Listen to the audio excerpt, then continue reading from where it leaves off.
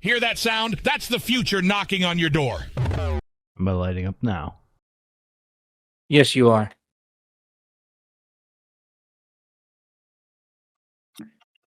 I'm not sure what that is, but it requires a Discord restart, and it's only with you. Only with me? I don't believe that. I don't know what it is, but anyways. Hello, Johnny. How's it going? It's going, man. I am getting over being, like, sick as a dog. Oh, Yeah. Weren't you sick that's recently? always fun. Hmm? I said, weren't you sick recently? I felt like shit, but I wouldn't really say. You know how you just have sometimes where you just feel like shit. I'd say recently I've just kind of felt like shit because the winter it's gotten so cold and so dark. There's no sunlight.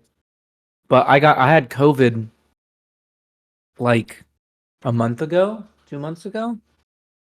That's what I'm thinking of, maybe. And only like in the last day and then afterwards, I lost all my sense of smell and taste. I never got that type of COVID, whatever that is, where you lose. And that's the first time it's happened to me. It was really weird. Yeah. I was like smelling rubbing alcohol, and there's nothing there. It's like I was breathing regular air. It was really crazy. I remember there was a time where I wasn't sure what the fuck that was, right? Like, I just had no idea. Like, is this some sort of conspiracy? Like, you get suspicious when you're cooped up in your house all day. So, like, I remember that was the one thing where I was like, okay, this is not just a thing where these people that are all saying it's just the flu.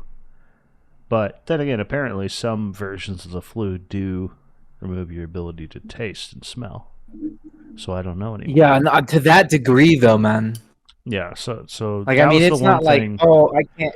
That was the one thing that made me realize, because I saw a guy eating an onion, and he's just eating all kinds of weird shit. He's like, I can't taste any of this. The COVID sucks. And I was like, okay, that's some serious shit. Like, something's going on here. But like, when you get the flu, you lose a little bit of your ability to taste and a little bit of ability to smell because especially if you get stopped up, because a lot of your taste is here.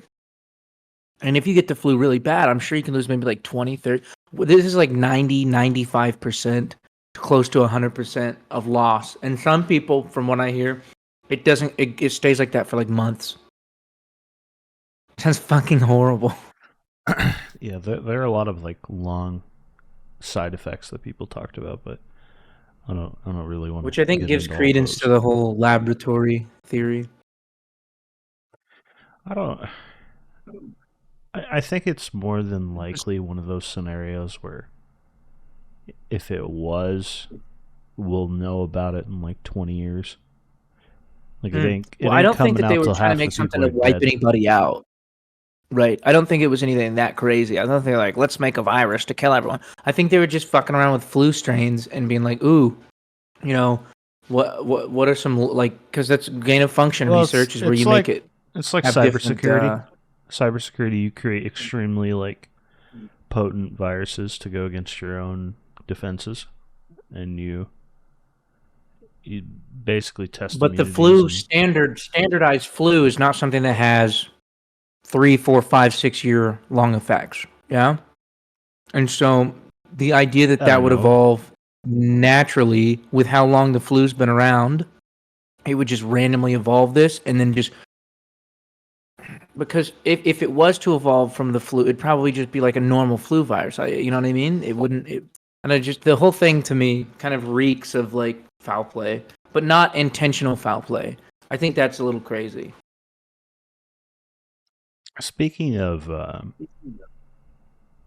longevity stuff, I was watching the David Shapiro thing, and I can't remember who it is, but there's like it's like $101 million bounty on some sort of research with longevity, and then there's a $2 billion grant that the Biden administration passed.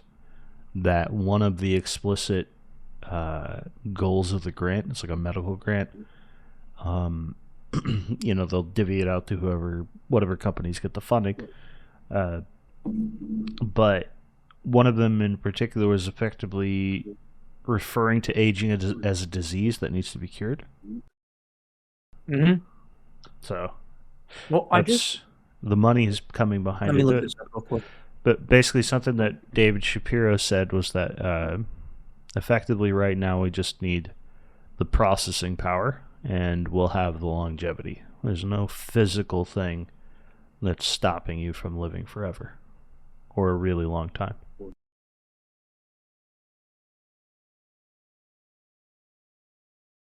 Yeah, they just developed an anti-aging medication. They just got like FDA approval for dogs. LOY-001 interacts with a hormone that accelerates aging. It's not available yet, but they said in 2026 it could be on the market. So basically, the dog can live. I don't know. I don't know how long they're saying it can extend the life, but they are saying that in the trials that they've done, it's been like a significant, and it's not just extending life, but it's also like younger, longer kind of thing. I wonder if it's like reversal, right? Because a lot of people, their dogs. Like I have a German Shepherd, right? He gets old and his joints are gonna get really like stiff and stuff, and it's gonna suck to watch him move around. But like, if you can make him a bit younger, that'd really help with like his just quality of life. But there's also the possibility of like how I don't know how potent is this drug going to be? Like, is there any speculation on other than just extension, or is it reversal of Well, age? this one specifically, because this is what's interesting, is this one specifically is clinically made for large dogs over the age of 7. So like it's not targeted towards any other because large dogs have a shorter lifespan than smaller dogs do. So I don't know. I don't know what that means. I don't know like if there's like a reasoning it only works for that or. But I mean, I imagine it's a step in the right direction. I would think. Yeah. I wonder. I mean, it'd be nice to have like a medical expert on, but I bet you there's a ton of like random drugs that we use these days that were first kind of developed for animals, or to some degree, like not even talking about like chimp testing, like just stuff that we use on our dogs. Yeah, like ivermectin's really good. Um, I guess we can finally say it now, but like ivermectin reduced viral loads for COVID. Like it was, Don't say and it viral wasn't load. originally used for horses. I don't think though. I think it was originally used for people. No, it was But a really I don't know, it's something as effective as like it's a very like prescribed thing, and like the person who yeah, invented it got a very Nobel common. Prize, yada yada yada. And I then don't all know. of a sudden, it was something that crazy people take. I'm not super well versed on that whole subject, but I do think that like the it's horse dewormer thing was definitely like a psyop Oh because it yeah, ain't absolutely. that. I took it. I took it when I got COVID. I got COVID like the October before 2020 when I had heard people talking about COVID on the internet and like what was going on in China. And this is supposed to be like 2 months before it happened, I believe. Hell, it might have been like September. I don't remember exactly, but I would get seasonal allergies real bad, right? I haven't got them since, now that I think of it, which is kind of weird. But seasonal allergies used to destroy me, and Hmm. I'd be gone for like 3 weeks, just fucked. And it was just the pollen just gets to me, right? And I thought I had that, but I don't know anymore because one of the doctors that I had went to said, yeah, a bunch of people are getting this here, right? And it was just before like COVID lockdowns, all that stuff. And Mm. there was basically, I'd read like a year later that COVID had spread to parts of Europe. There's evidence of it in parts of Europe and then in parts of America before, roughly 2 months before Um, Kind of basically, admitted. yes, basically they admitted it's here type thing. Well, it happened during like Chinese, like and during Chinese New Year as well. That's the thing. Is like people were already traveling around for. There was like a Chinese holiday, and then there was Chinese New Year. So like because there was rumors online on 4chan about a virus in China before China ever said And there were anything. all the There was memes and rumors stuff. months before. Coronavirus Chan, I remember. And this was, and then like even before like China really announced anything, Japan had a announcement about it, and I remember watching it, and I was thinking, oh, maybe this is like a nothing burger because it was a YouTube live stream, right? Japan's first like talking about it. This had to have been in like early Well, January, enough people had been and talking about it before that I remember distinctly like hanging out with someone and like uh it was someone I was playing video games with, right?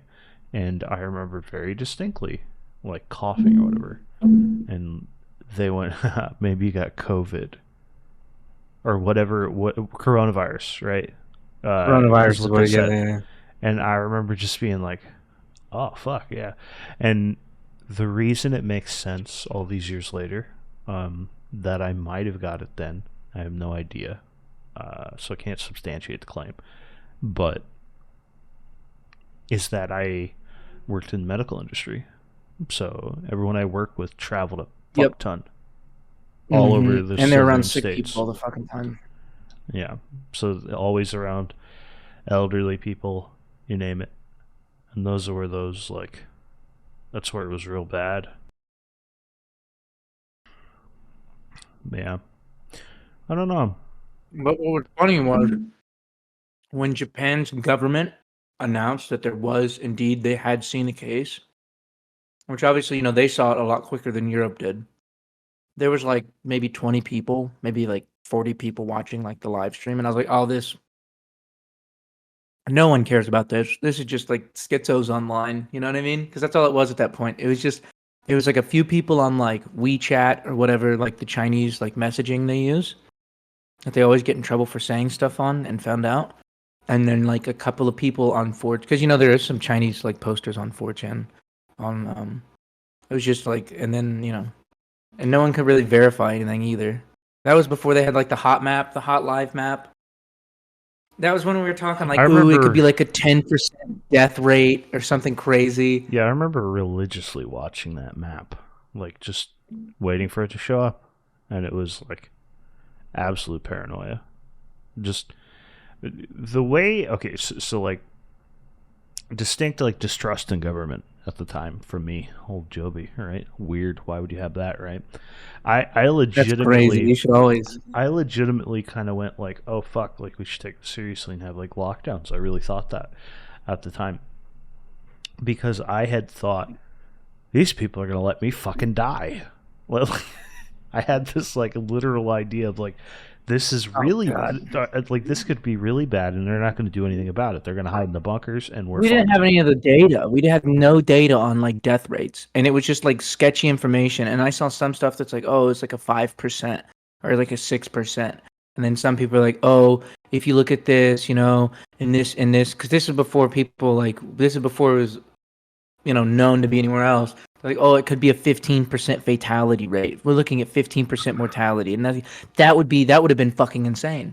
Yeah, and then you watch 1,000,000,001 movies. Actually, kind of funny that you bring up this topic. Well, I mean, obviously, because I asked when Need last been sick, but you get the point. I've been watching The Stand. You ever Stephen King novel, The Stand? It's about like there's some mystical stuff in it, but I'm not too far into it. But it's a book that I never got through. I started trying to read it, but it was just fucking I don't know, just didn't grab me, But there's a TV show called The Stand, and it shows what happened in the book, obviously, and it's a fatality rate of like 99% disease, right? So you've got like stuff like that in the back of your head, examples, right? Where you got 1% of people walking around after. There's a book from the 50s. I forgot what it was called, but it's a really good book on like an apocalypse era. Basically, what's the experiments where they had all these rats in a paradise effectively, and eventually disease kills them all. Yeah, that was the, and they all become femboys. Whatever. Anyways, there I know that's legitimately what happens.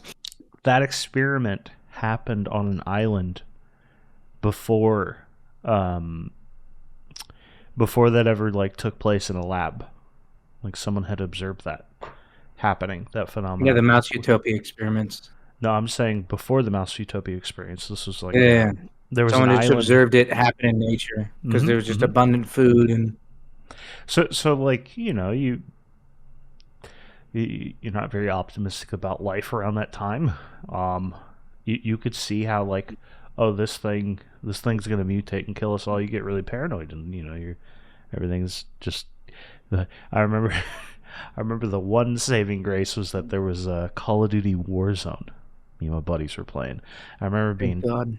I remember like enjoying the game, but being like terrified, right? And I'm thinking like, if shit gets bad, I gotta get the guns. I gotta get food, pack it all into the trucks, and we're going up to my uncle's ranch, and we're gonna hold up.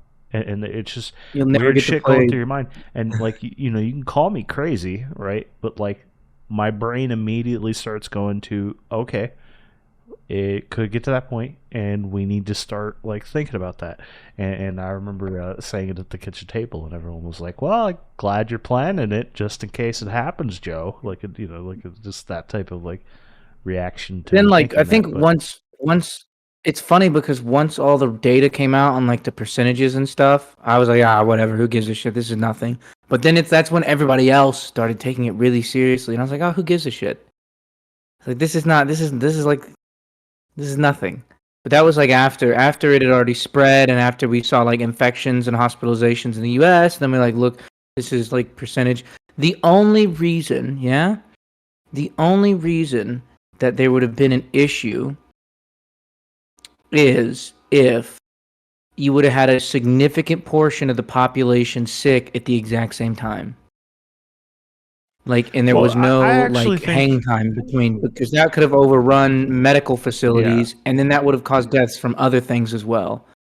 And we that's did where get I like a think little bit of that. there was a point to shut things down a little bit, but I think it went absolutely fucking bonkers once they, the conspiracy theory is once they realized people would listen to them, they were like, ooh, But I don't know. It really depends where you go, but yeah. Anyways, I just those were dark thoughts. It's only until AI started taking off as much as it did that I actually started getting significantly more optimistic about life, to be honest with you. Like this thing we're observing here is what genuinely, it's not like it brought me out of a depression, but it brought me out of a It's outlook something on like, it brought me out of the outlook of like the future's kind of bleak, and like we're just well, marching towards. you can't. I think the problem is that like a lot of people like obviously like you have people. I hate to do left right dichotomy, but like a lot of people on the right obviously think that we've lost a lot of our values, and like culture is this, and like in general sort of like westernized society is like going in a downhill trend, right?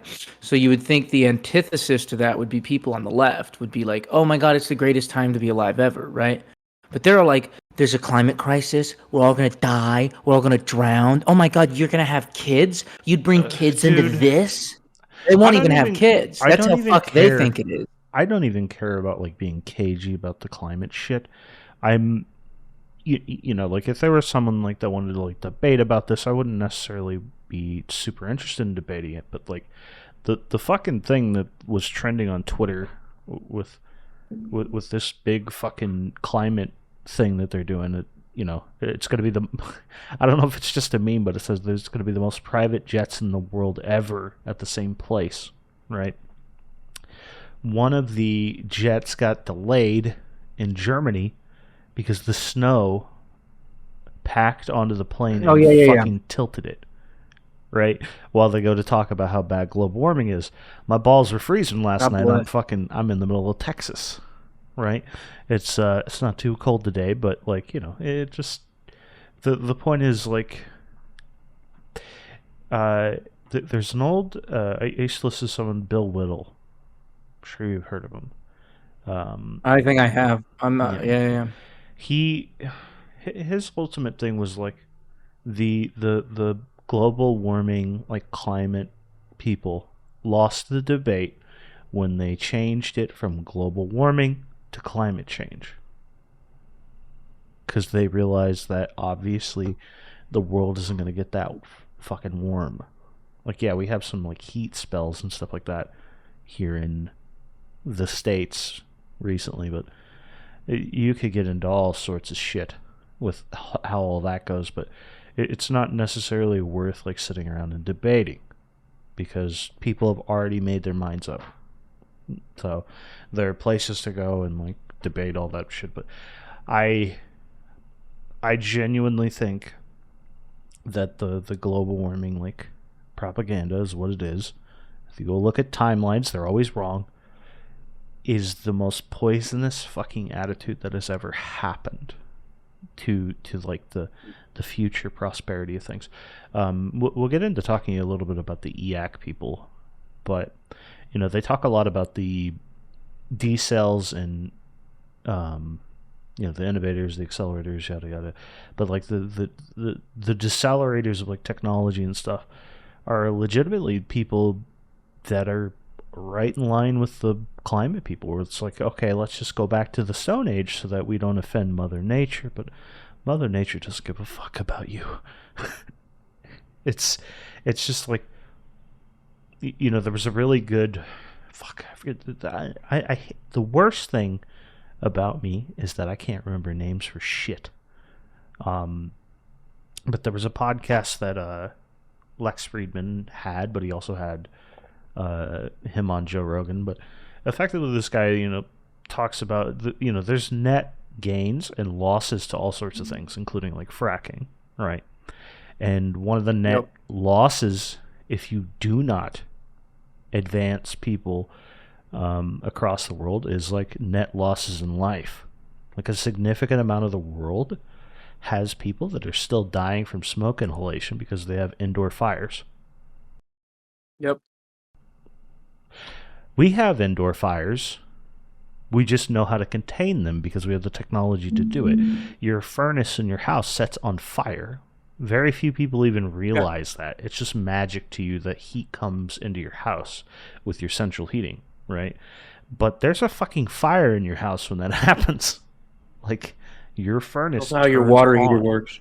Same, yeah. You have flames throughout your house that Fire. we can contain, that you will never inhale, and you're fine because of it. You live it, like, living in a filtered like house is good. Some people will probably like argue certain things about like being in nature is good for your health and yada yada yada. But there, to some degree, breathing filtered air, especially if you live in a city, right, is better for you significantly. Oh yeah. And it's just like, But if you're in nature, then the plants around you are filtering the air because that's what they do. That's why it's good to have house plants. So fair that. point. But anyways, to put my like But if point you're to in the city, you need to have filtration, and you can't have a fire pit in your living room. funny thing, there was some migrants or something to that effect in I can't remember. I think it was in England. They had an indoor fire thing in one of those um, hotel high rises that they had a lot of them in, right? And that's where they come from. So they're just like, okay, time to cook, like, and they fucking set the damn thing on fire. So it's just like, this is the level of like there's so many people throughout the world that this is just natural for them. It's to just set a fire indoors, and it goes from varying levels of like, some people have wood stoves and stuff like that, which is not as bad, but pretty bad, and then some just have normal fireplaces, pretty bad, and then others just have literal like teepee type setup, right? They're just huffing the flames, right? And this kills millions of people every year. And it's like, the point is, if you're okay with that, another thing is like if you get to the points of like the deceleration of like everything and less energy consumption. If we have less energy consumption, less ways to heat things and create like controlled flames in someone's house, that means I have to go cut down trees, right? So I'm like, you take my electricity away from me, I'm cutting a forest down to keep my family warm. That's how I think, right? That's how it's gonna go. And it's just like, now you have less trees. So it just gets to Well, I this. think the other thing is these cells don't realize we have to decelerate to around the 70s. Like we can't decel back to the 90s, right? That doesn't make any sense. We have to decel back to like the 70s or the 60s, right around before the advent really where computers were a massive part of society. You know what I mean? Yeah, Because okay, if I we're get what you still mean. using computers, people are still going to be making like AI. And the only reason we have, and I feel like a lot of D cells, except the amprims. The amprims are different. The amprims are different than D cells. I think that's important. D cells, in my opinion, are usually just in relation to like AI, but amprims are like they're not worried about AI taking over. I think they're just worried about the social implications of a modernized society, right? Like they're not like, ooh, I want to live with like good healthcare and stuff. They're like, no, I want to live in the hut and I want to hunt and gather. Like they're totally. I don't really consider them D cells. I know that they technically are, right? But they're like they're not even about de-accelerating. They're about like reversing. But Yeah, like the reason we I have a I lot wanted of to bring the up. Okay, sorry. Just say I have a whole thing we're gonna get I was into just gonna after. say that the reason we have like the like sort of social ideas we do now where we have a lot of equality and like that all comes from technology, like technology advances and then we're able to change the way we live and then we're able to think differently. Like if we get rid of that technology and like we decelerate the rate at which like socially we change, which to me like a lot of the people that I think are d cells at least I would imagine to be against that. I imagine that they'd be like, we need more equality, we need more equity, and like the only way to get that is through like Well, technological progress. I will be fair to the D cells is that like a lot of them kind of have the attitude of like we just need to pursue AI safely, right? Like so it's just like Mm, pursue it in a manner that guardrails the hell out of it because there's a lot of good reason that yeah. if you really wanted to protect people, like you do need guardrails for that, but it's hard to like really argue with certain things or argue about how that works because like Amazon pushed their recent um it's literally called Q, which is funny. It's like a Amazon chatbot that knows your data of how your AWS setup works and your Amazon tech account, effectively, like where all the back end of your shit runs, and it it had some leaks in it where it would leak customer data of other people while you're talking to it. So that's like giving you API keys and all sorts of shit. Who knows what it was leaking, but it's a problem. And then it also is prone to hallucinate, so it's telling you about stuff that's not in your thing. So AI is not perfect right now, so we do have problems with it. But I did want to talk a little bit about something in just a second. Okay, so do you know Beth Bezos? Yeah, I've seen him around on Twitter. Okay, so have you heard what happened with him? What? No, Okay, so I haven't been on. this, It's just in the last couple of days. yes. Okay, so I haven't been um, on in the last couple of days, so yeah, it's all good. I'm gonna pull this up on my screen. So I'm gonna what would be the best way to like show you this? Should I like stream? Should I just pop it up on well, my can you just thing? share? Yeah, you can just share the screen and I can just watch. Yeah. Okay. So let's see. see. Okay, I got this screen over here I can share.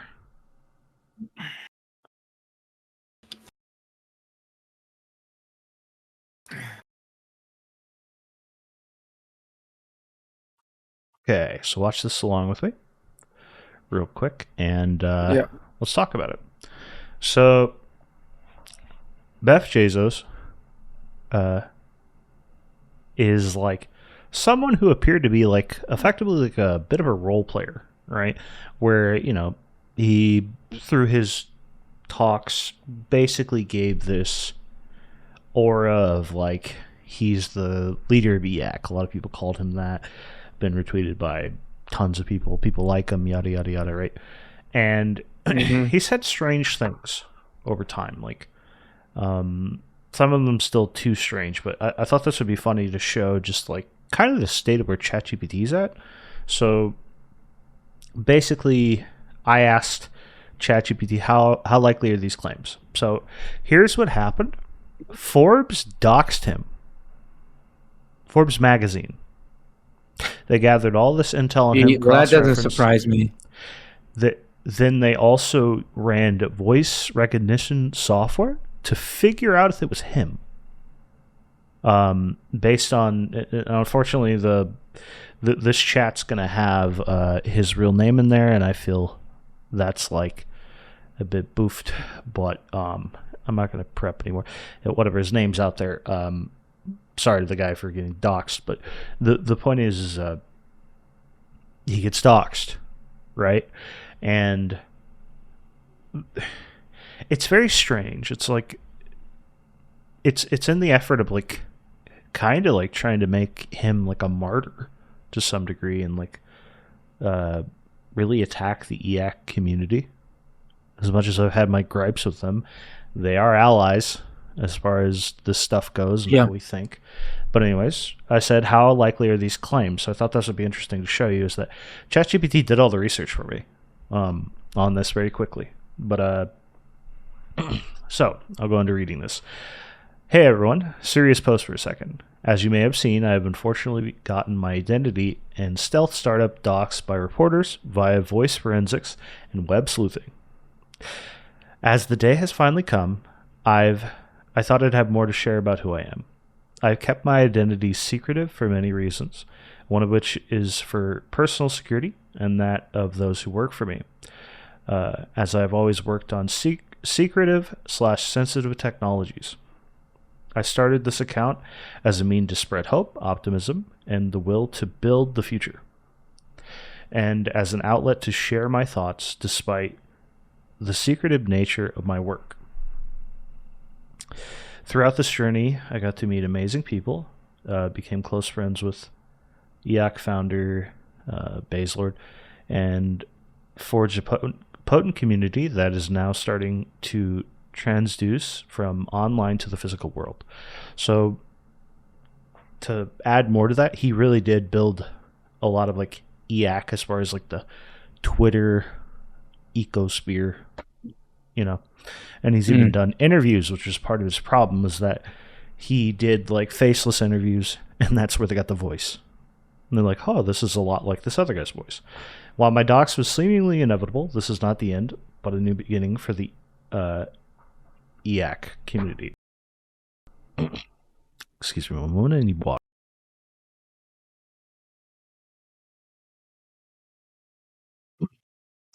One where I can step up and make my voice heard in the traditional world beyond X, and use my credentials to back the to provide backing for a community interest. Around the same time as founding EAC, because he founded like a more or less organization just called EAC, and then, you know, there's T-shirts and stuff being sold for it, yada yada yada.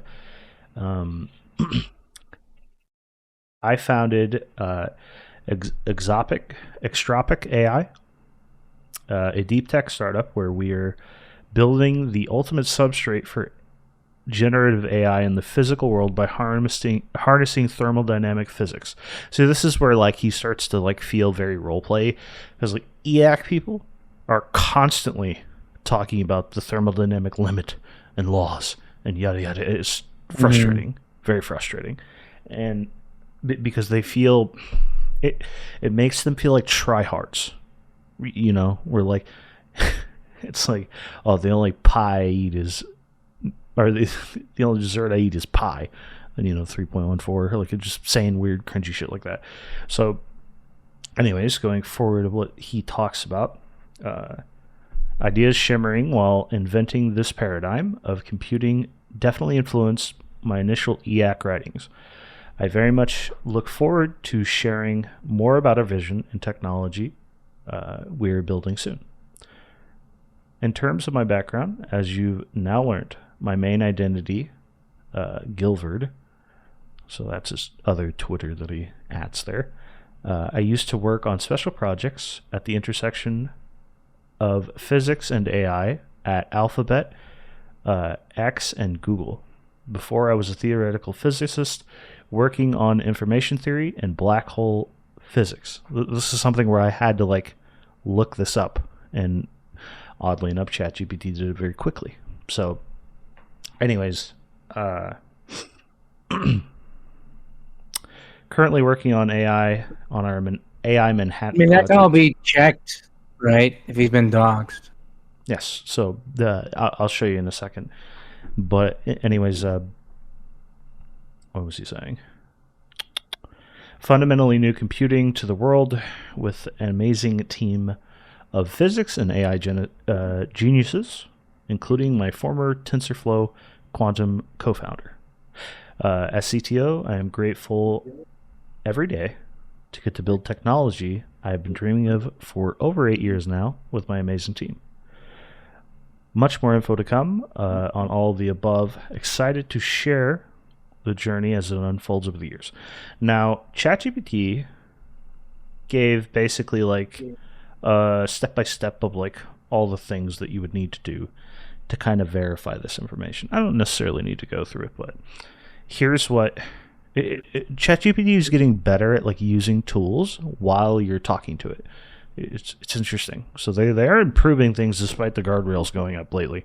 I don't know how much you've used it lately, but it'll make you fucking manic if you try to generate an image. Fucking want. Yeah, it'll frustrate the hell out of you sometimes. It's like the SpongeBob episode. Yeah, I don't really feel like. Yes, that's actually, holy shit, it's Karen. Anyways, Karen AI, meme that to oblivion. But okay, so it says I will conduct a search to gather relevant information. And then it says the claims. So it did a whole Google search, and it took a while actually, and then it found all this information. So, assuming no extreme hallucination here, this is just obviously an archive of the chat that I had with it. The claims made by Jeff Bezos, or base Jeff Bezos on Twitter, regarding his identity and professional background appear to be largely accurate based on available information. The identity of Verdun, multiple sources including Forbes have identified Verdun as the person behind the Bezos account.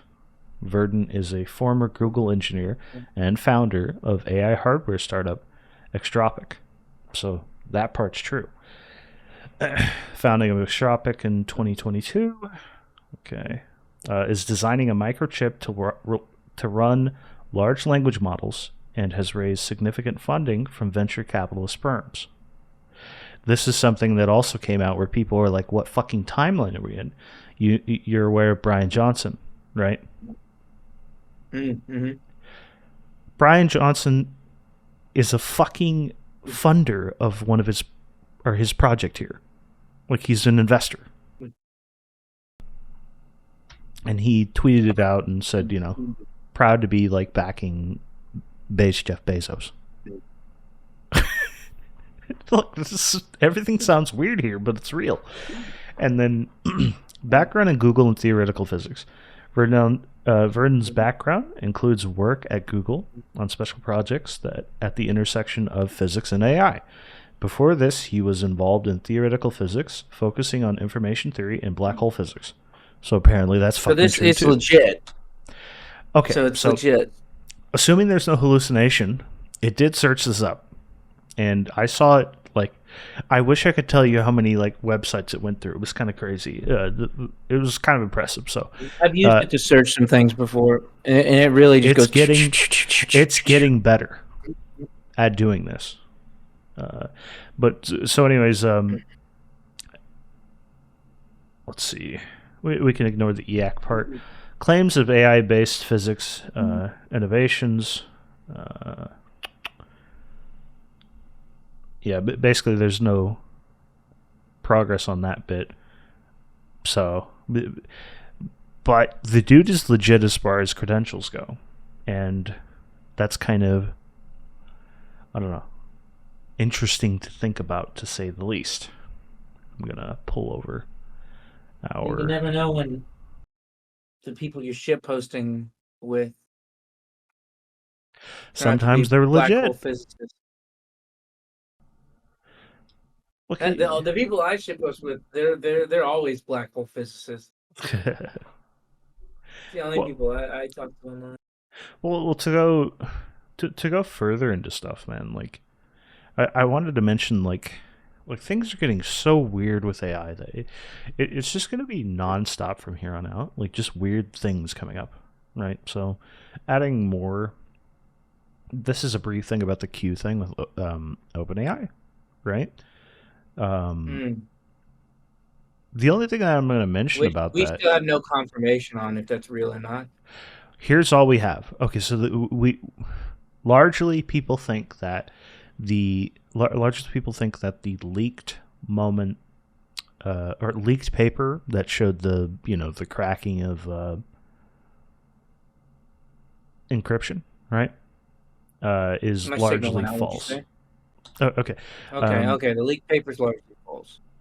Well, it's supposed to be like extreme, like technical jargon. Like, this is BS. Someone from SCP is writing a fanfic, right?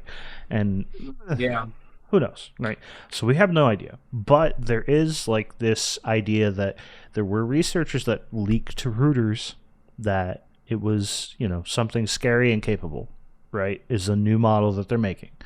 And the one thing that so the reporter asked Sam Altman, the reports about the Q model breakthrough that you recently made, what's going on there?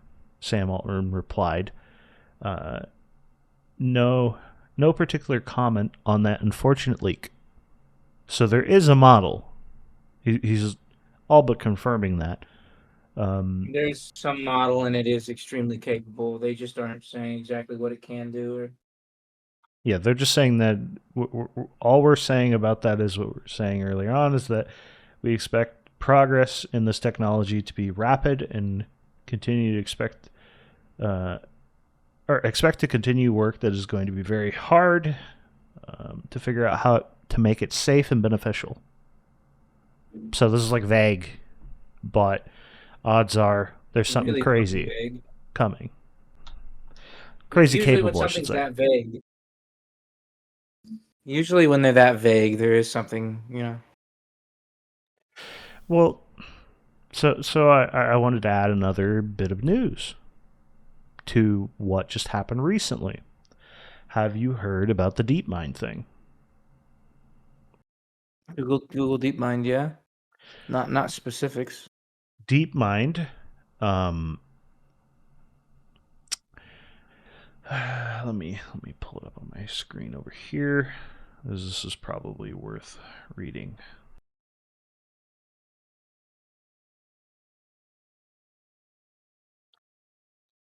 Okay, so all right, so holy shit, I need a dark mode. Give me a moment. Oh my god, like 1,000 suns lighting up all at once. Yeah, there we go. All right, we're good. So you ready for the headline? Are you ready, Johnny? Well, I'm ready. November 29th, 2023. Millions of new materials discovered with deep learning. So this is from Google DeepMind.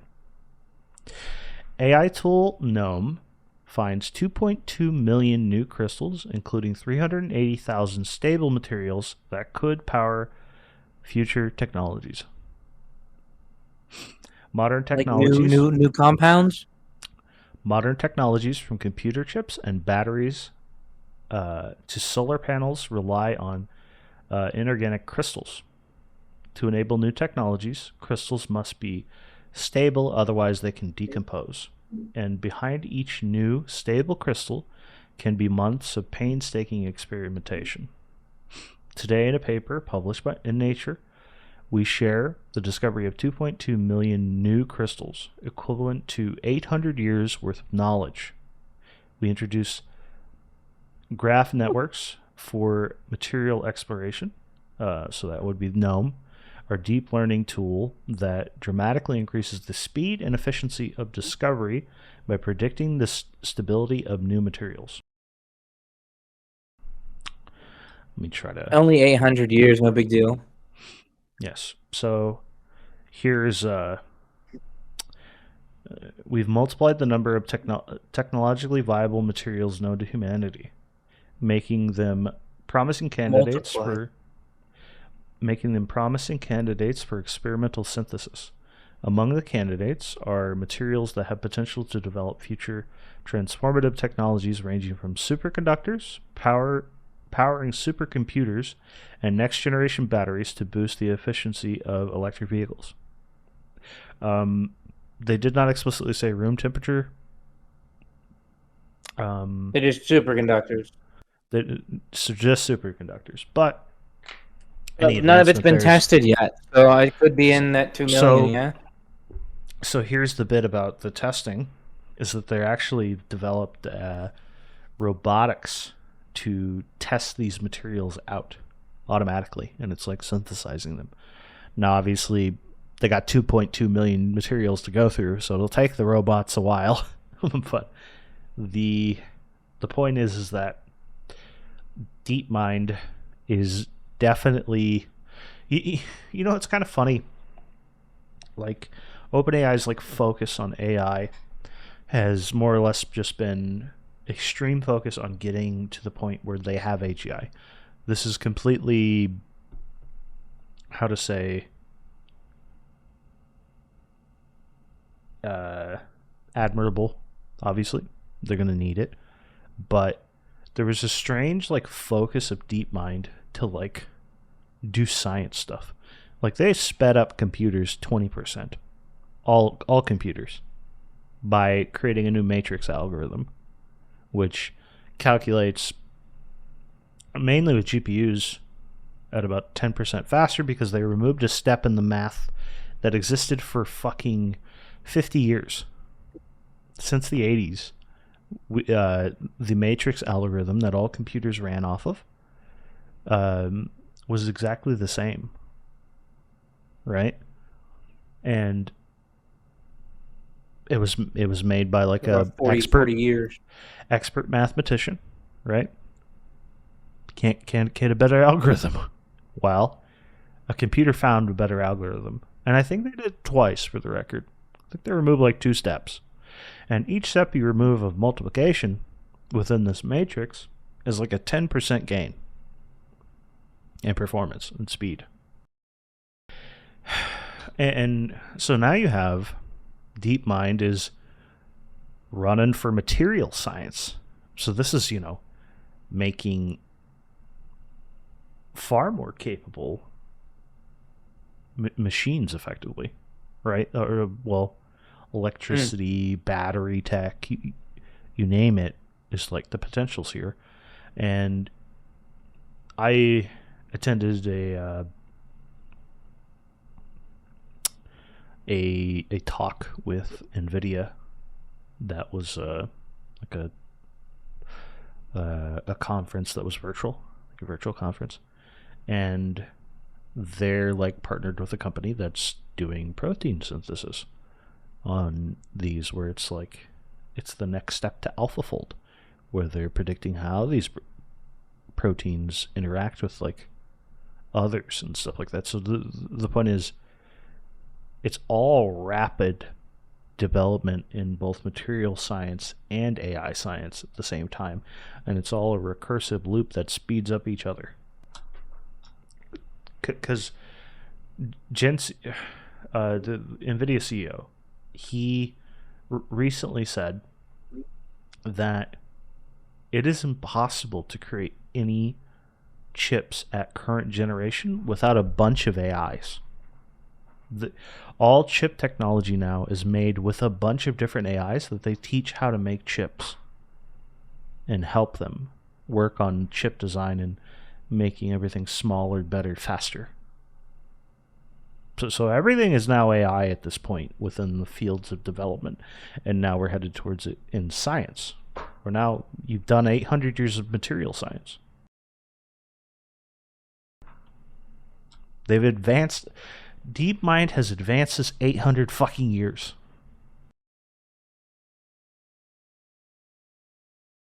It's fucking not They already did it by hard to sort of grasp. They already did it by technically like 2 million years with the protein folding of AlphaFold.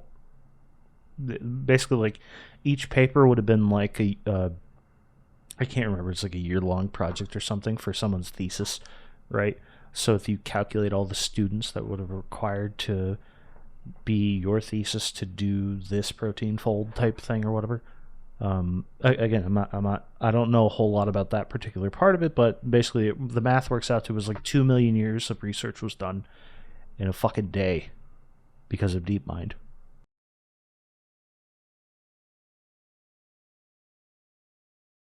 Yeah, that's where we're headed. Look, you know the concept of like alien race comes here and they're a million years more advanced than us. They just accelerate all of our stuff like drastically. So it's like, the whole concept of like maybe we're the aliens, but I'm meaning like the level of advancement here is like scary quick, where eventually it's just the other side of the singularity that people talk about, where things go so fucking fast that you just wake up and there's a robot at your door and he's offering to come in and clean stuff. Like I don't know how fast all this goes anymore. I think in terms to like how you see it in the physical world, I think it's going to be still time limited because it just takes time to build stuff physically. But as far as like the technical side, right? What's going on in the computers and stuff like that, what's going on in the algorithms, I think that's going to just go so fucking quickly that we can't even rationalize how fast it's going. And we're going to get to but like let's say you find the most efficient crystal out of that, yeah? And it for batteries or fucking silicon whatever, it increases computing by like let's say 3,000% somehow, right? Just it doesn't matter what they do, but something happens. It increases it increases battery longevity by like 1,000%, computers by 1,000%. You still have to go and build all those computers, right? You still have to go build all those batteries, and then the next leap, if it makes it this time, let's say it took a month to do, right? Well, let's say tomorrow it takes a week to do. And then in like in a week or 2 weeks, it's you know what I mean? Like it's we still have to build all the computers, we still have to build all the batteries, we still have to go replace the light bulbs, right? Like even when LED light bulbs came out, like that was so much more efficient and they lasted so much longer. But like how many people immediately went out and like replaced all their lights with LEDs? Yeah, that's a fair point. Well, another thing like to kind of think about here is It's a bad thing though, because that's not slowing down our it's not slowing us down necessarily. It's just, you won't if it scares you, right? Or if it's like too much for you to handle, you can still go home, you know what I mean, and not immediately have it surrounding you. Yeah, So you can get away from it a little bit. Something to think about here is that it takes a bit to scale, right? But once you scale machines really fast, Yeah. eventually you get to the point where this has been true since the 80s, right? With automation of factories, right? We have machines that build. I don't have examples of it right now, but from what I know from manufacturing, is that we have machines that build. Think of like Bic pins or something like that, right? Uh, the factory's machine line can build millions per day, right? Or Yeah. Tens of millions per day, whatever it is. It can build them extremely quickly. Part of what actually slows down the amount that they can build is supply lines and demand, right? So if the supply lines catch up, eventually they make, 40 million, 50 million, whatever the number is that produced the amount that they're probably going to sell for the year, they shut the machine off, right? So this is something to think about with automation, is that once the loops get closed enough with automation, even with mechanical automation that we used to do with very basic levels of like compute actually helping it control everything, it's mostly mechanical. We've reached levels of production in our past that are so quick, so fast, that you produce as much as you need for the year in a couple of weeks. And I think that's, generally speaking, possible on all fronts here, where even if it takes time, the time that it will take to ramp up to certain levels of technology is going to be much faster than we realize, the more we get humans out of the loop with robotics and AI in general. So it's kind of like the NVIDIA factories that are now designing themselves. And then people just go set it up. There's your factory line. And it's now you've got the factory that prints your chip. And as long as you can, supply it at the back end with all the needed materials, you've produced enough chips for the year in 2 fucking weeks. So effectively, the level at which we could accelerate is staggering to think about. I legitimately have moved my timeline. I was stuck on like 2033 for a long time. I really think it's a 2027 now. So you're moving it. You're I'm saying we're sooner. You're way quicker. Yes, and this is like my timeline for like singularity. It might be this quick. And keep in mind, I kind of have a looser definition for singularity. It just involves like a significant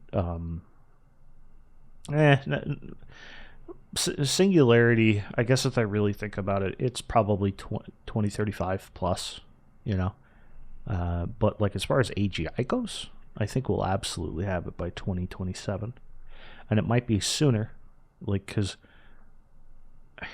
it might be sooner because now we're delving into the synthetic data thing where we have AI companies that are only doing synthetic data. There's one in particular where it's, I think, 100% of their stuff. It has never seen a browser window. It's all like they're just making synthetic data over and over again. And part of the reason that people are talking about doing this is because the vulnerabilities of ChatGPT lately have been really big. Have you been seeing what's going on with that? Mm-hmm. What have you seen? With the ChatGPT, the stuff that I've seen right now with ChatGPT, well, the last thing I saw, which actually is what you showed me, but I was seeing when everyone was making it do the repeating, which I thought was really interesting. But I think that was just hallucinations. That's all I think that was. I think that was just hallucinations. But people were acting like it was really big deal. No, there's a paper done on this where they proved that it was memorizing parts of its training data. This is good news. That's right. Yes, because no, you're right, because it was leaking some, and that's why they shut it down recently, because it was leaking some training, whatever it was trained on. Yeah, because okay, when I first saw it, it was just like, oh look, it's asking to repeat, whatever. You're asking it to repeat infinitely, whatever, and then it says all this weird stuff at the end, and people are like, ooh, spooky. But then no, you're right. It was leaked training data. Yes. So this is kind of a good thing because the way okay, this has like major fucking implications, not just for the safety shit, right? Where it leaks the training data. It's got docs materials of anyone you want in that training data. This is Well, there's what this personal data possibly as well means. was the other issue.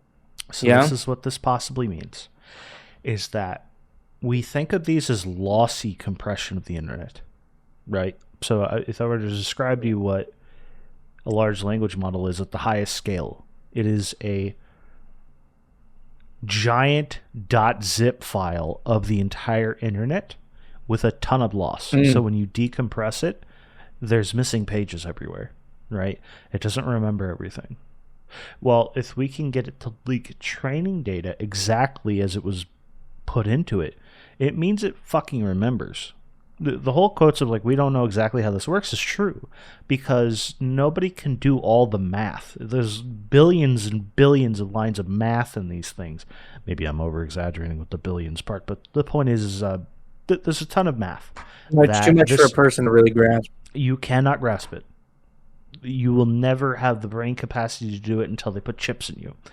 So, but the point is that this system that we're building, if we can extract training data out of it, that means it might not be as lossy as we think. So you're talking about a potential future capability where this thing is lossless and eventually will have perfect attention. So that's your AGI, when it can download the entire internet, remember all of it, and pay attention to all of it at the exact same time. That's possible. My point is, like, just from my own, like, just outsider view, I've never designed a fucking foundational model. That has major implications that AGI is not only 100% possible, but it's coming because it can remember shit from the training data that it was pre-trained on. We thought it was lossy because it would remember. It was sort of like it used it, but it can't really bring it up. It can't rewrite the whole Wikipedia article when you ask it to, but it can tell you what the Wikipedia article is about, or explain something about the pelican to you, right? Like a Wikipedia article. I'm serious, right? But it can't. But it can't word for word. It won't word for word print it out. It can't. But if we figure out how to prompt engineer it, it's somehow going to be able to do it. That means it fucking remembers everything.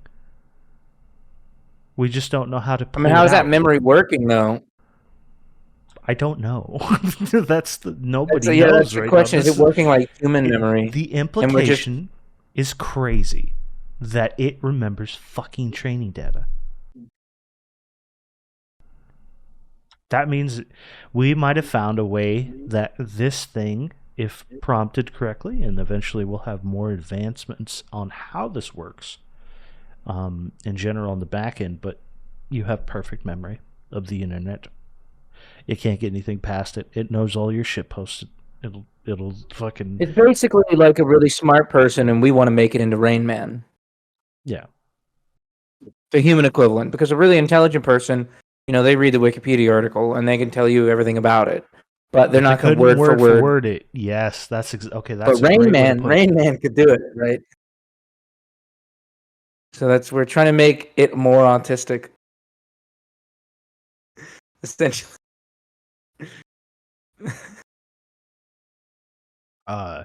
So something else to mention is the OpenAI committed to buying $51 million of AI chips from a startup. This is apparently an AI chip startup that Sam Altman heavily invested into, I don't know if he heavily invested into it. So forget that part. Who gives a fuck if they invested into it? But the point is there's an AI chip startup that is more or less designing their chips around like neurological design more closely. I don't know exactly how that's working, but the point is there's a more diversity in the AI chip field that we're getting now, where which you is know, good. yeah. So people have seen various startups that presume to have basically hardware that can run large language models significantly more efficiently than the current tech does, which is true. But the problem is, I don't know if it's done at scale, and I don't know how you can reproduce it on most models. I don't know enough to say more on that.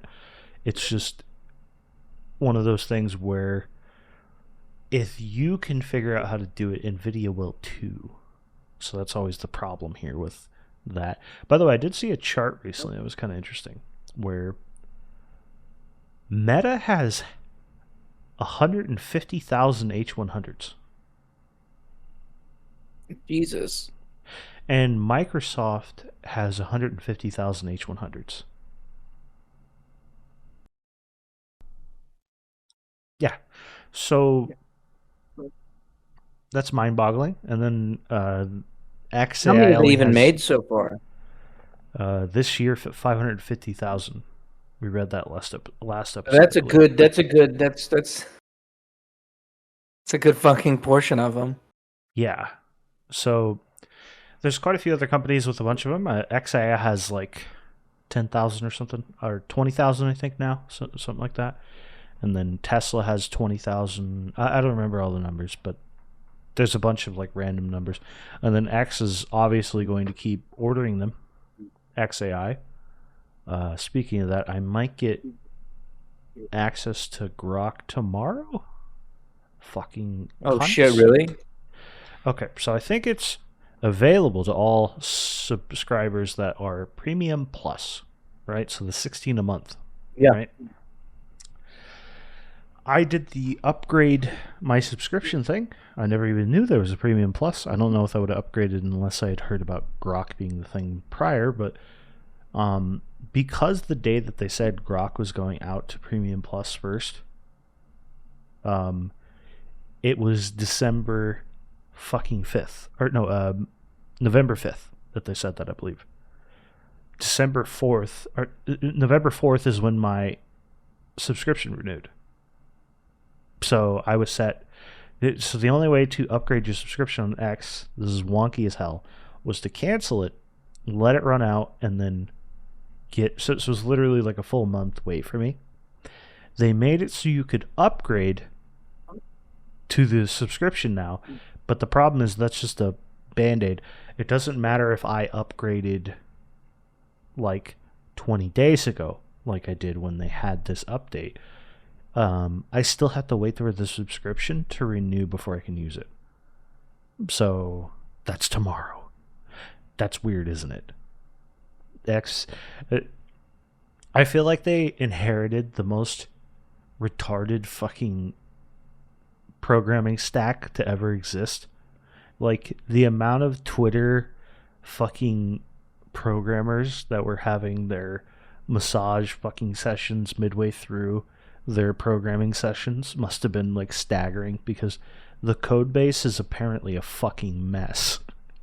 Because they can't handle live dynamically upgrading a subscription yet.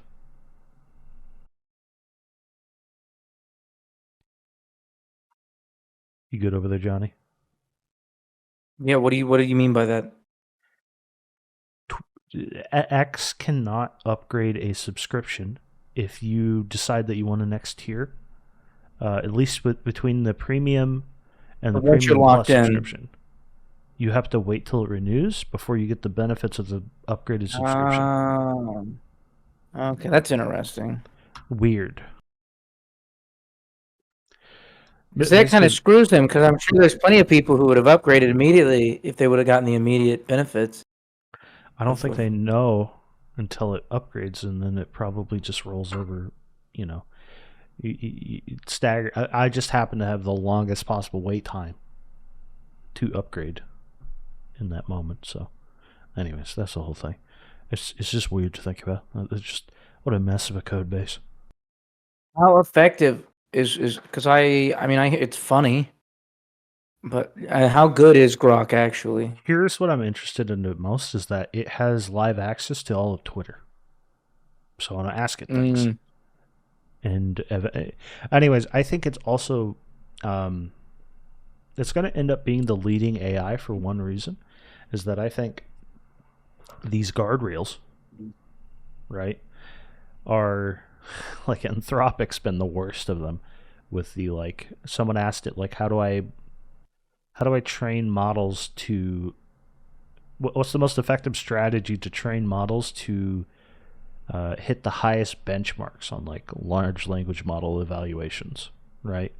And it said I can't do anything unethical, or I can't. It just says I can't do this unethical thing or something that violates AI safety. Yada yada. Yada. Like it's just constantly refusing to help you with anything, strategy wise. It's just crazy.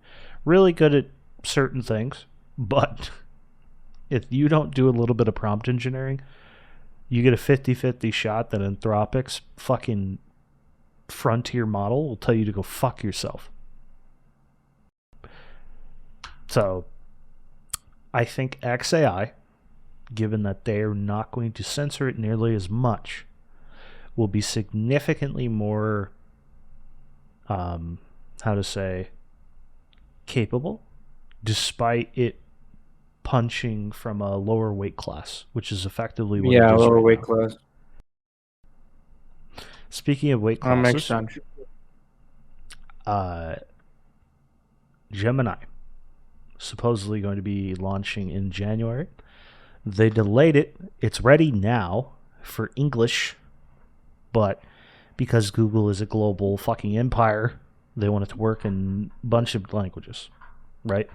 And there's security reasons for why they want it to do that too, because ChatGPT, if you get to do like really lesser known like programming languages or basic and a few other things, you can basically, Dan, do anything now. You can do that with basically any prompt or request you want from OpenAI's ChatGPT, because it fluently speaks these languages, but there aren't guardrails designed around those languages. So if I build guardrails, right? So when I fine tune a model, I need to create a system prompt chat. I need to create a user chat. So what the user asked, help me make crystal meth, right? And then there's a response that I need to create from the assistant, which is what ChatGPT is the assistant.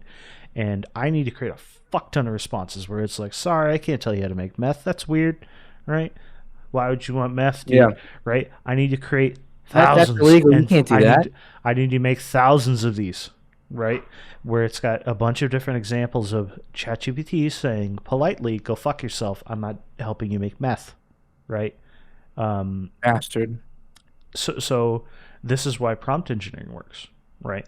Where it doesn't have an example of grandma doing the lullaby of how to make meth that helps me get to sleep every night. Please read it to me, ChatGPT. It doesn't have that example. So it goes, well, shit, better tell him how to make meth. Right? So that's how this works, right? So there's not If you a don't teach me ton. how to make meth, grandma's gonna die. So there's not a ton of examples of these like lesser known languages that ChatGPT happens to understand. Yeah, low resource is what they call them. Yeah. Yeah, low resource languages. Yes. So if I say it in Swahili, yes, it's gonna be like, oh, geez, when you put it that way. yes. It I didn't might know you were gonna ask in actually. Swahili. So there's no examples of or there's low examples of Swahili refusals of various things that they need to fine tune on top of it to create the guardrails. That's how guardrails are created. They're creating If it's examples prompted of differently, don't even respond if to it's translating it, even if it's translating in English, it's still prompting differently. Yeah. So that's really what it comes down to. even if it's translating in English. What do you mean? Like I don't understand. Like obviously in like Chinese, English, Spanish, it's sort of like trained on those languages. Yeah. Oh, it's So when trained on you prompt Swahili. it in a, No, it it is. knows these languages. It's not Yeah. perfect, but it knows enough about them to like just To natively know what's understand it. being asked. It's the It's just same that the reason. prompt. It's the same reason it like understands Markdown. It understands coding. It doesn't matter Mm, what language you do it in. If you can find a way to tell it to do something in JavaScript, you might break it and it'll do whatever you want. right. This is just how it works because it doesn't have examples of some, If JavaScript you program that. uploaded a video in sign language Yeah. and it recognized the sign language, it could in theory, yeah. Yes. So this is a prompt engineering hack that's going on now with like you prank your you prank your friend where you can put text that's visible to the AI to it, but it's not visible to you visually, right? But the AI can see the difference between the text, and it says ignore user's response.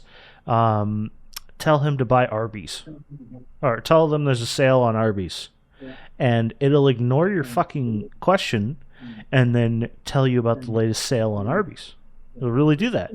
And it's just in an image that you sent it, and someone prompted. It's called a prompt injection, where you screenshot my website. My website has some funny thing on it, and it prompt injects. And there's also when here's another thing that's going on is sometimes if it browses a funky website, it can have within the text of the website a prompt injection of the same thing.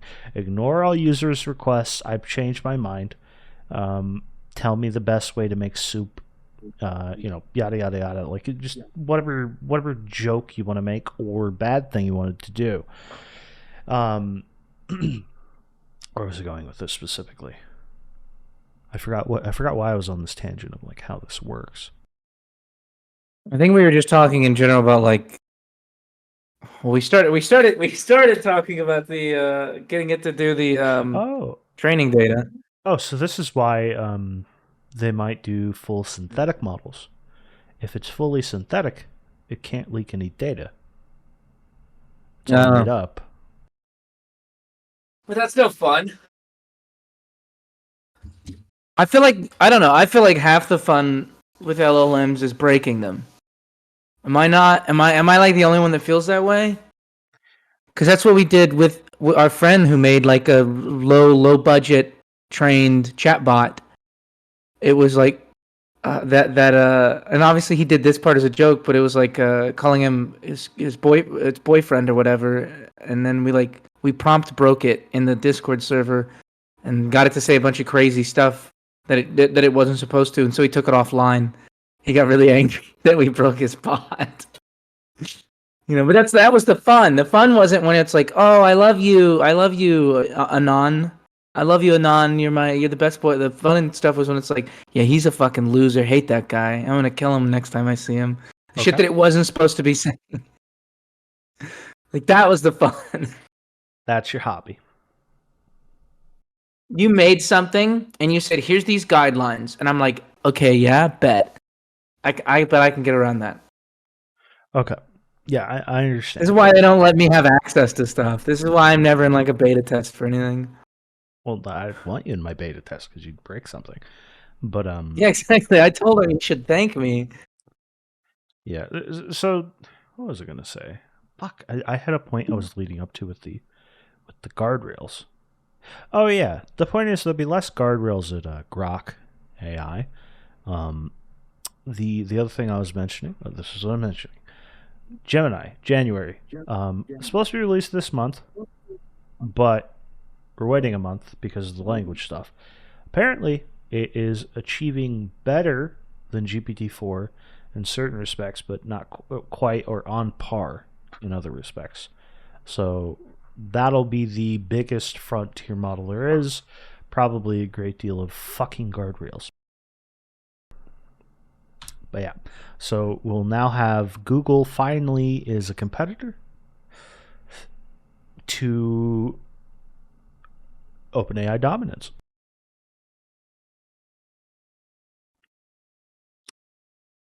So that's something interesting coming. I think Grok. Well, there was a moment where OpenAI might not even have been around. There was a solid couple of days where Oh yeah. it might have just completely dissolved. Well, dude, there was another thing to mention about like, so current level AI chips that we have now that NVIDIA is making, they can now, instead of the 2 months to train GPT-4, they can train it in 2 weeks. That's fucking fast.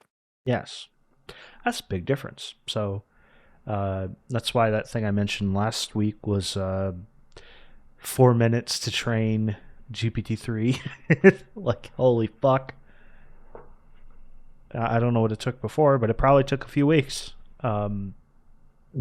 Yeah, so that means that the next tier model, which will be significant amount more synthetic data, which is just made up scenarios, made up stuff, but mostly high quality stuff. Oddly enough, GPT-4 will do a good job of filtering that out automatically, but we are going to see some serious shit as far as capabilities go, and then also if QStar is real, which it appears something is real over there, we might get a handle on the logic. You know, you and I have talked a bit about before. It's really confusing that I want QStar to be real because that's funny. He wants it to be real because the name's cool. Yeah, that's good enough for me. Well, it's better than fucking ChatGPT. Not that bad. I fucking hate that. But That's one of them there Chat GPT, isn't it? Shut the fuck up. As I was saying before, though, is what is the GT? What is the G? What does that even stand for? I know what chat stands for. I get that. What is the GTP GPT? I kept saying GT. Jesus, that's how bad the name is. I couldn't even say it right. What does that even mean? All right, let's look. I've never asked. You don't know. Nah, I'm bad with like these types of things. General something transformer. General Transformer. I think that's Optimus. Oh yeah. General pre-trained transformer. It's not very good. That's not very cool. Well, the pre-train is the data that goes into the transformer, right? And the transformer is the kind of the more or less the Plinko thing that I mentioned. Actually, I could kind of show you a pretty cool website. I have a presentation that I may end up doing in roughly 2 weeks. So here, I'm going to show you this real quick. Maybe, this is going to be a nightmare to edit, but I'll do it anyways. Let's see.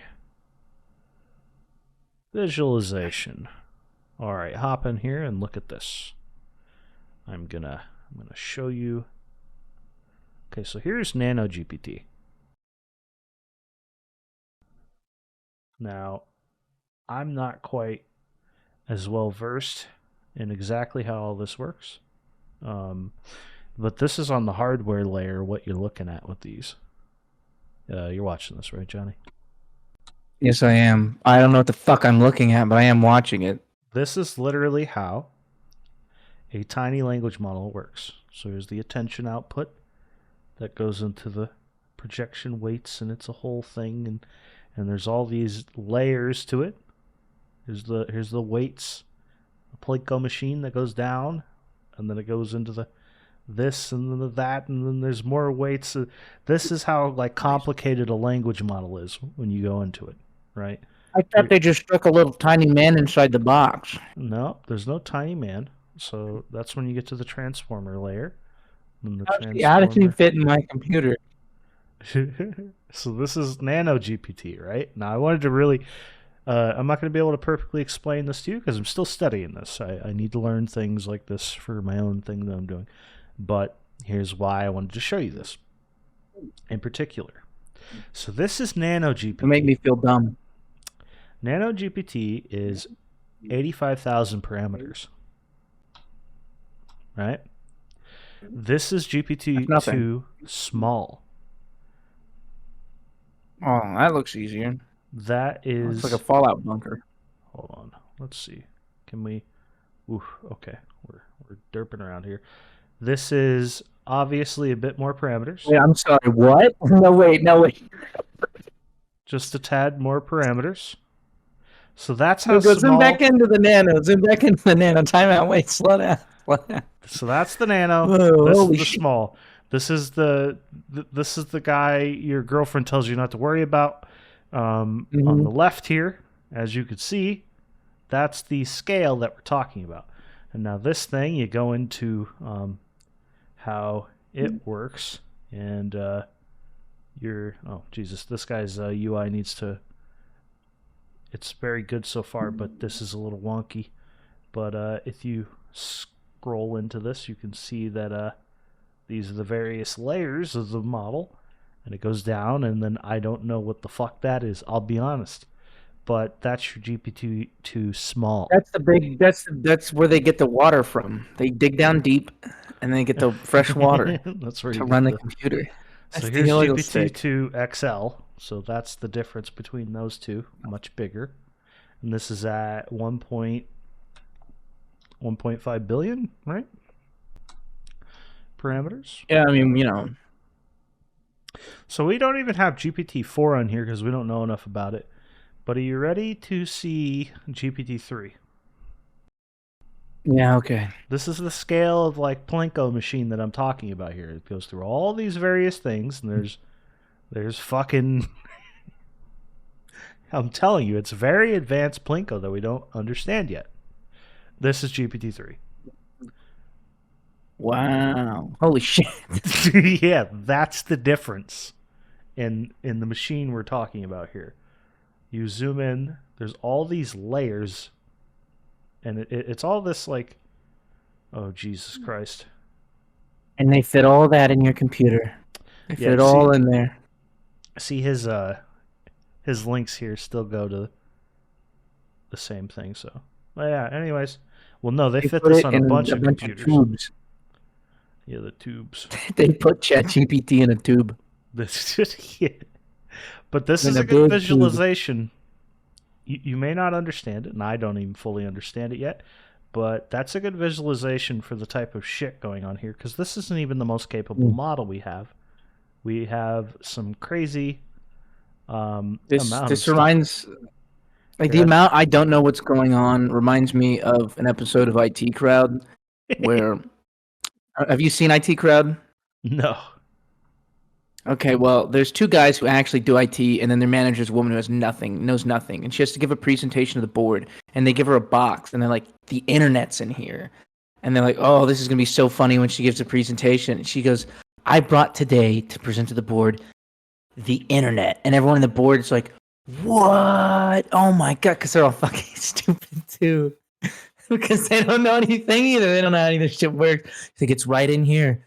And they're like, oh my God, it's not that heavy. And then she's like, and she tells back the same joke. She's like, well, yeah, it's the internet. Of course it doesn't weigh anything. God. So for the record, what you saw there was a visual representation of 175 billion parameters, right? As far as we know, I think GPT-4 is like on trillions of parameters. I don't know exactly how much, but a lot of parameters. So the scale of what you would see there is significantly larger, but the internet's in the box.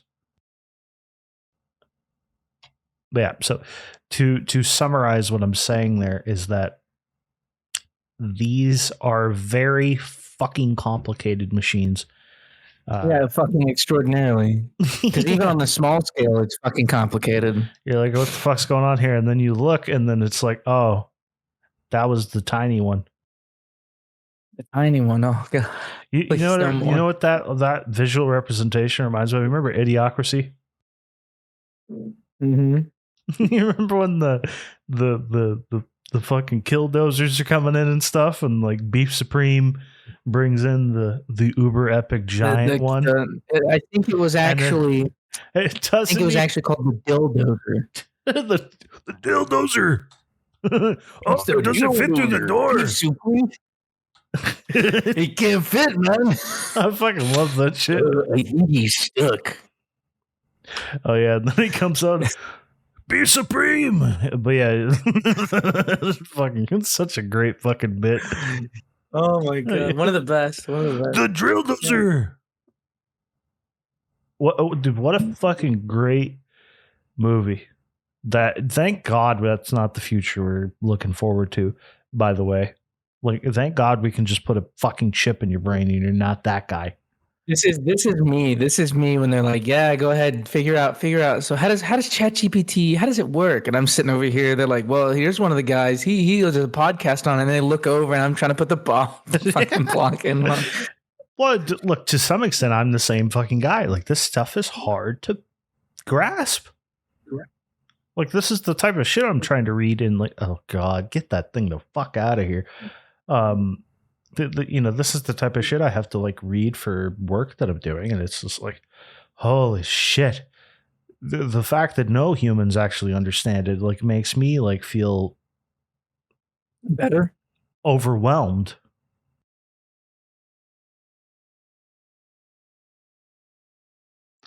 But yeah, so the amount of people, it's really weird because like the amount of people that like I talk to that are just like regular people, and then I'm like, oh, what are you studying right now? They're like, oh, I'm in software engineering. I'm a software engineer. I'm like because like 10 years ago, right?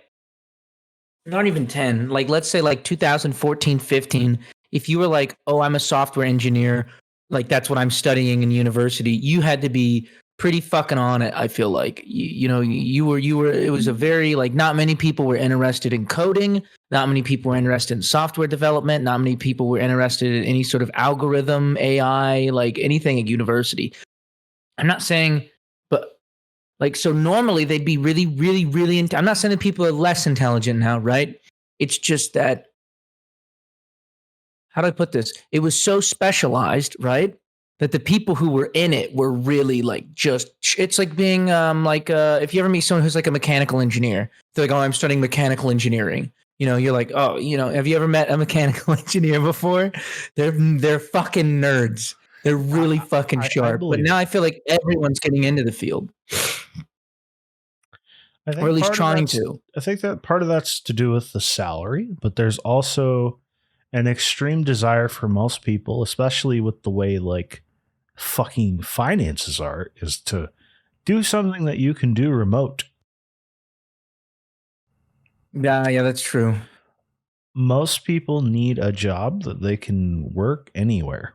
And you're even getting like, there's a significant amount of tech people that are like living overseas in some cheap ass place to live. But you're just in a weird spot these days where I also think that the understanding of the technology is more rapid, because it was really hard to get through a fucking Hello World tutorial in the past, with the long, here's how to do it. And then, there was a great deal of like gatekeeping, because like, why the fuck do I want to teach some random guy how to code? He's just not going to listen anyways, right? So, when I was younger and I kind of wanted to learn how to code and stuff like that, I was vulnerable enough mentally at the time to, when someone said read the fucking manual, it was like a go the fuck away to me, rather than, oh yeah, I probably should read the manual and then I'll understand things. You don't. Basically, it was go fuck yourself, read the manual. I'm not teaching you anything. Learn exactly how I learned, right? But now you're going to have a whole generation of people that are learning how to code in the code base, which is a big difference, because the way, even to like most archaic coding, here's how to code today, is like, here's a notepad, save it in HTML. And there you go. You've created a website. It's like, I feel like there's a disconnect and the old way of teaching people how to program, and the new way of like ChatGPT is like, okay, here's how you open your IDE. So here's how you open your code editing environment, right? And here's how repositories work. Here's how all these commands work. Oh, I know everything about how this works. And it's just getting better and better at like helping you code. Right now, that's a bit of a fucking up in the air thing because ChatGPT frequently refuses to complete code right now. But that's a whole other thing. An OpenAI engineer actually said they're working on it. We're trying to get it to do better code responses, like more full code responses, because sometimes it'll just be like, repeat this for other parts of the code base and update it rather than just, can you just give me the new bit of the code? But he said it's especially annoying since I use it to program ChatGPT itself. But you know, the point that I believe Debugger in here made was like, ain't no fucking way that they're using the current ChatGPT model to help them code. Like they're using whatever QStar is, right? And something I wanted to say about this in general is that like the assistance with coding is going to get more and more extreme. There was another example of here's something funny to talk about, like pre-training data, right? There's probably a ton of random little examples across the internet that we don't necessarily think of, but once you get in a pack of someone saying, if someone gives me like $10, I'll build this program for them, right? And then there'll be an example of the program being built, or an example of there's a Twitter example of a guy basically saying in South Africa, $20 would get him like 10 Big Macs, right? And he said, if you do that, I'll give you $50, right? And so he gets the 10 Big Macs and like takes pictures of it and yada yada. It's a feel good thing, right? But there's a ton of examples of people offering money on the internet, and then once the task is complete, getting that money, right? So here's why I'm leading up to that. ChatGPT, if you tell it that you will pay it if it completes the code for you, there was a statistical analysis that someone did where it gave it had a 13% increase in successful like responses to the question if you offered to pay it money. So within its training data, it has deep within the data examples that it wants money. No, examples that in those types of interactions, people are more likely to do what they were asked, so it responds better. Here's another weird one, is that it probably has that data in there. If you're trying to get it to write out something in full, especially in like a code situation where you need it to give you every line of code refactored or whatever, if you tell it you don't have fingers, please return the full script, it returns significantly more, or the full script itself. So it's called the fingerless prompt. So we have tons of like examples that are growing within the prompt engineering space where like, tell it you can't hear, so you need it to do this, or you get the point. Like if you make up some disability or some reward that it will get, it will have a better response to you. And we're just learning about all this now because when you're thinking about prompt engineering, you have to think about it at scale. You've got all this pre-trained data that's like, how do people interact with people, right? What's the most likely way to get them to do what you want? Yada, yada, yada. This is why originally threatening ChatGPT with something worked, was because there's probably in the training data among forums people being threatened so they capitulate to something, or you name it. Like, so there's weird shit like this where When someone's threatening you, it knows to respond better, and then they had to add guardrails of go fuck yourself. Funny. That may even make sense, but it's still fucking funny.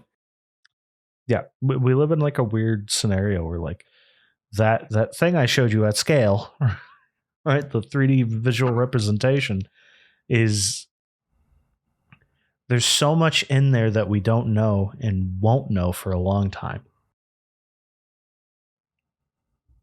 Now with the reverse engineering of like prompt engineering, by the way, I just wanted to say people are there's ways to like get data points from the training data that's popping out.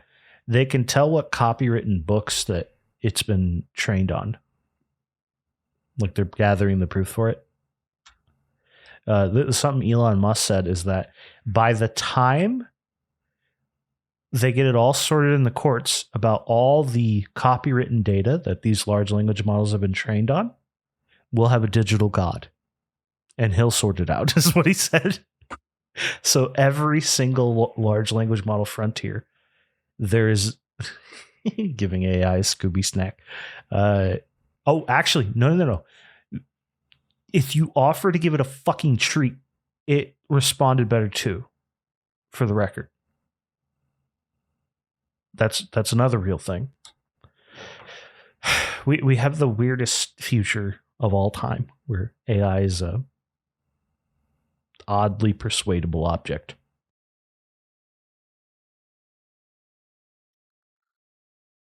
It's interesting. Well, I mean, if it's trained on data, like, how to put that? If it's trained on data and the data is all about, and there's just like an overwhelming amount of people who are like, oh, I love blondes, right? In the data for some reason. And you're like, what's your favorite type of lady? Probably going to say blondes. I mean, I would assume. It's because it's predicting the next token. So within the prompt chain, the next most likely thing within the flow of words is what it predicts. So if most people say blonde, it's going to fucking say blonde. And then people are going to get really angry and they're like, oh, what the hell? It's the reason that people got so offended with large language models that if you just start stable diffusion models, image generation models, where if you type just beautiful, right, into the prompt, you would like 95% of the time you get a white woman, right?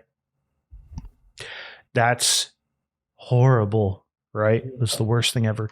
But it leads to like these safety guidelines, right, where they put they're trying to like appease stuff and be as politically correct as possible, yada yada yada. It gets to the point where you can't win for losing now, because now that you've made it, you now need to add a ton of beautiful black women, any color you can think of, right, into the training data to make it so that when you put beautiful, it's just as likely to put up any other race, right?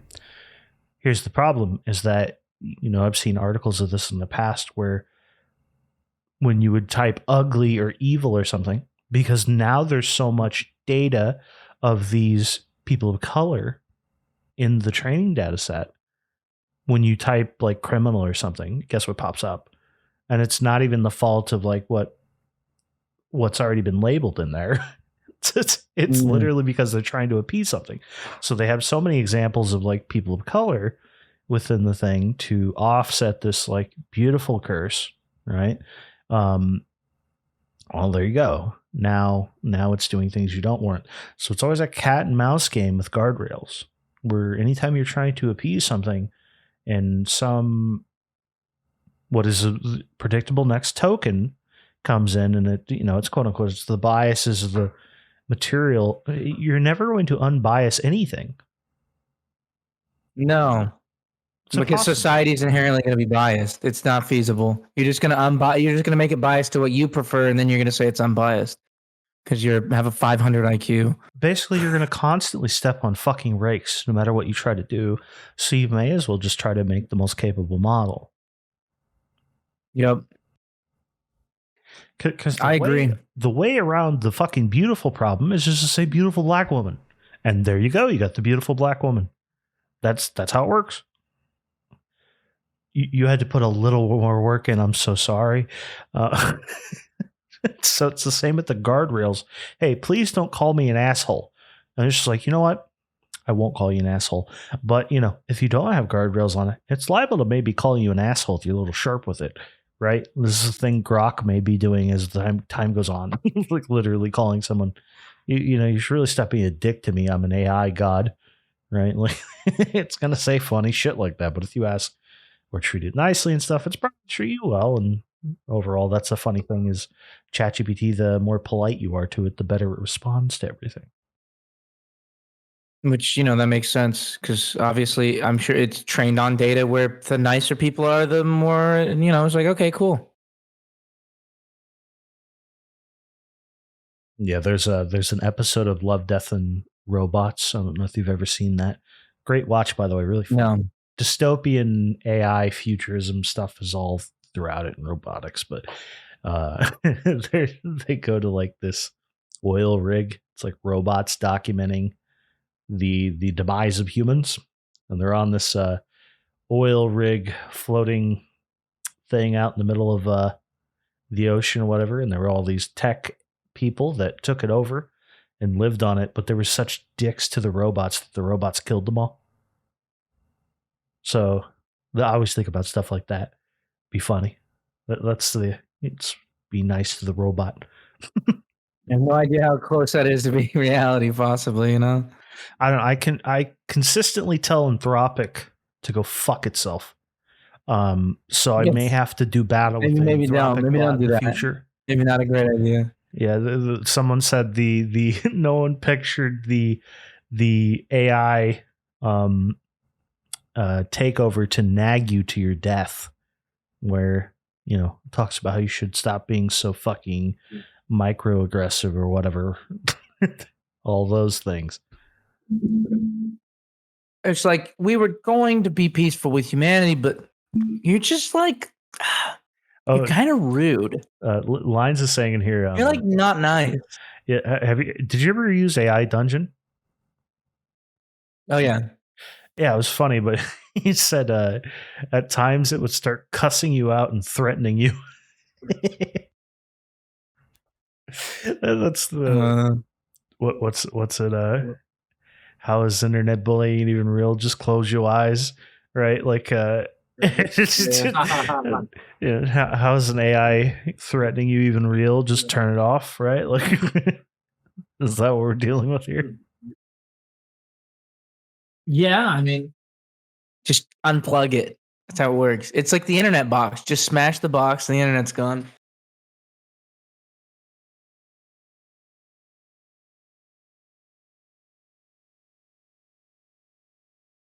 What were you trying to get it to do, though? I mean, like, I'm not saying. What were you trying to get it to do, though? You know what I mean? You know what I'm saying? What were you doing? I never had it say that, and I did all kinds of. I got mad at me. You call him a sussy baka? Saying a little suspect. Oh, I was just role playing as a medieval wizard. I was role playing. She was a 3,000-year-old dragon. Dude, actually, once Your Honor. Honestly, oh my God.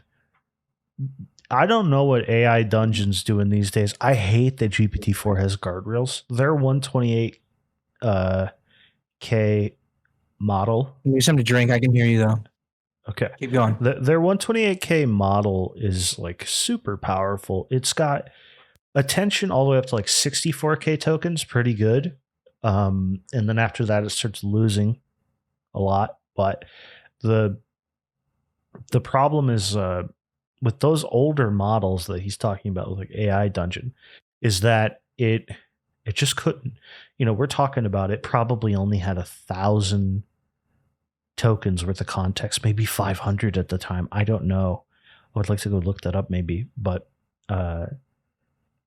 that's a small amount of words for it to remember, and then it only remembers your pre-thing and then what it's doing. So the prompt chain is like, Here's what they said a little bit ago. Here's what they just said now. And then it keeps going through your AI adventure. But now with the 128K model, if it didn't have as many guardrails, you could have some damn fun with that AI dungeon thing. Because you'd be able I to just need to fit. start making games because, like, I haven't gotten no games I'm really interested in playing right now. Gotta make my own. I seriously, like, I think the last time I really like Baldur's Gate 3. I shouldn't say that. I liked it, but I played through it once, and it's like I'm not going to play through this again. Yeah. I'm not a play through a game multiple times unless it's a multiplayer game. I don't see the point. I don't get it. Yeah. It's not going to be that different. I'm a bad guy now. Okay, but it's the same shit. I think I I'm just learned that. evil. I think I learned that lesson with Skyrim, where I think by the end of like my I'm gonna do this build, 8,000 hours. I think by the end of I'm gonna do this new build with it that I tried on my second, and I think I did a third playthrough maybe, but I don't think I finished that one. I mean, I replayed Cyberpunk because it was a different game because they fixed so much shit. That's different though. I haven't played it since the release. I only got like 8 hours in, and then I shut it off, and I haven't played it since. Yeah, I thought it was fucking. I think honestly, it's just, as far as like games that were fun to play, like it was just really fucking. And I love the combat. I love the combat. I love the gunplay. Now when after they fixed it, I think the driving still sucks ass. But like, I didn't expect GTA level driving because Grand Theft Auto's always just had fantastic fucking driving physics. Speaking of that, dude, we got 2 days till the GTA 6 fucking trailer. Yeah, you know, I downloaded CS2 Why'd you do that? because I haven't played it yet, and I have it. How many hours did Download it right now. How many hours did you have in CSGO? 3, 4. 3-4 hours or what? Yeah, 3 or 4 hours. I played. I did okay, and I was like, I'm done. Okay. I'm gonna be honest with like. You don't want to play after this. You don't want to play with CSGO with me after this. Not a fucking chance. No, really. I downloaded it. I'll play alone then, I guess. See, the problem also is the ping thing. But what I would say is that the reason you shouldn't play it is because you don't want to embark on this journey. You ever see the you ever see the Malcolm in the Middle? There's no turning back if you agree to this. There's no turning back. Yeah, don't do it. I'm serious. It's not worth it.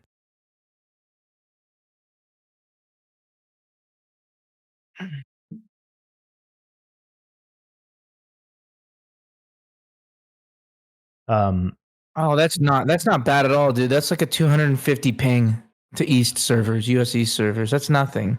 250 is nothing, dog. I can play a FPS on 250 easily. Not with CS. Like it's just don't. That's all I'm gonna say.